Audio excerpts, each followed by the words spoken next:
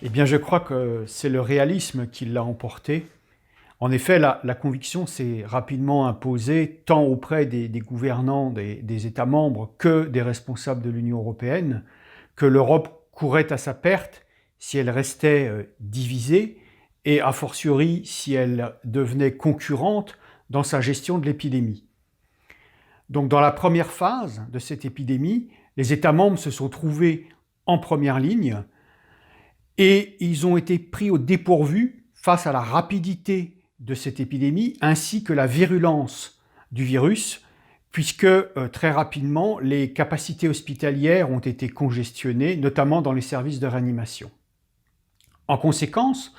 la gestion de cette première phase de l'épidémie fut marquée par la lenteur, la division et la disparité des mesures adoptées. Mais surtout, je crois, les réflexes de repli national l'ont emporté au mépris de la solidarité européenne à travers quelques mesures emblématiques. La première d'entre elles, sans doute, fut la fermeture de la frontière entre la France et l'Allemagne, et qui traduisait une sorte de repli national dans l'illusion que la frontière allait protéger le pays face à cette menace. Autre exemple, la réquisition de matériel médical par le gouvernement français, ou la décision d'imposer des mesures de contrôle aux exportations sur certains équipements médicaux par les autorités allemandes. Mais dans un second temps, les autorités européennes, avec l'aide des gouvernements nationaux, se sont efforcées de faire oublier l'impression désastreuse qui avait prévalu dans cette première phase et ont essayé de mettre l'accent sur l'impératif d'unité et de solidarité européenne.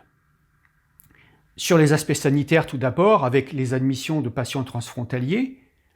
mais aussi l'assistance au rapatriement de ressortissants européens bloqués à l'étranger,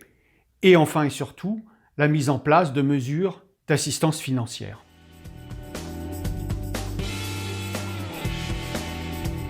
La proposition franco-allemande du 18 mai 2020 permet de relancer le débat en Europe sur la question du financement d'un plan de relance. Elle arrive à un moment où le débat était dans une impasse, puisque la discussion sur les Corona Bonds a montré qu'il était impossible de progresser sur cette idée d'une mutualisation des dettes, en tout cas dans la forme qui était proposée. Et ensuite, la décision de la Cour constitutionnelle fédérale du 5 mai a montré que, là encore, il y avait un obstacle important et que la solution des Corona Bonds était une voie sans issue. Alors, cette initiative franco-allemande permet de mettre au débat une proposition calibrée dans son volume financier et une proposition innovante dans les mécanismes qu'elle va mettre en œuvre, notamment l'idée de passer par le budget européen et de permettre à la Commission d'emprunter des fonds qui seront ensuite proposés aux États sous la forme de prêts, sous la forme de subventions, et le débat doit avoir lieu entre les États membres quant aux formes qui seront définitivement retenues. Donc ça ouvre la voie à une solution fédéraliste prudente qui laisse la place aux institutions européennes, et notamment pour assurer le contrôle politique de ces financements. Il reste néanmoins une interrogation plus profonde sur l'érosion du leadership du couple franco-allemand. Alors on peut pousser un ouf de soulagement en se disant que cette fois encore, la France et l'Allemagne ont pu trouver un compromis au dernier moment et passer l'obstacle. La question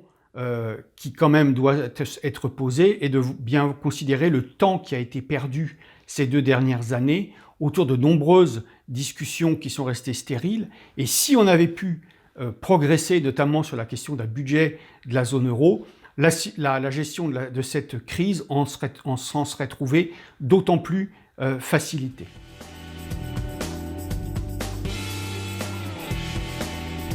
C'est tout l'enjeu de cette crise, C'est une crise qui présente des éléments spécifiques et inédits, et notamment la question de la restauration du lien de confiance entre les citoyens et des États membres et leurs gouvernants. Plus que jamais, les citoyens qui ont été touchés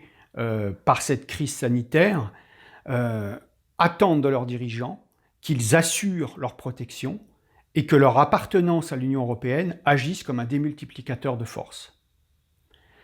Il y a aussi un argument économique, c'est que tous les États membres n'ayant pas les mêmes capacités à agir et à financer un plan de relance national, il fallait éviter d'aggraver les divergences économiques entre eux au sortir de la crise. Par conséquent, le choix de réponses purement nationales aurait créé des divergences sans doute irréversibles entre les États membres, alors qu'une mutualisation des financements, par le biais d'un budget européen, permet de corriger au moins en partie ces divergences. Et le débat qui a été initié par l'initiative franco-allemande n'est pas tranché encore au niveau de l'Union européenne, il se poursuit entre les États membres, et il faut bien voir qu'il reste en surplomb la jurisprudence de la Cour constitutionnelle fédérale et les limites du traité, notamment l'article 125 sur l'interdiction de pratiquer l'endettement communautaire. La difficulté à progresser sur ces questions souligne en creux 2 points. Je pense les insuffisances de l'euro en tant qu'union monétaire inachevée qui imposerait de disposer d'un budget lequel permettrait d'emprunter pour l'ensemble de la zone euro. Et ensuite, en dernier lieu, l'incapacité des Européens, en général, mais plus particulièrement de la France et de l'Allemagne, à définir un agenda qui leur permettrait de se tourner résolument vers l'avenir en résolvant une partie des difficultés qui ont été clairement identifiées ces dernières années, sortir d'une posture défensive et ne pas se contraindre à jouer le rôle de pompier en permanence pour réagir face à des situations de crise dont la fréquence s'accélère depuis une dizaine d'années.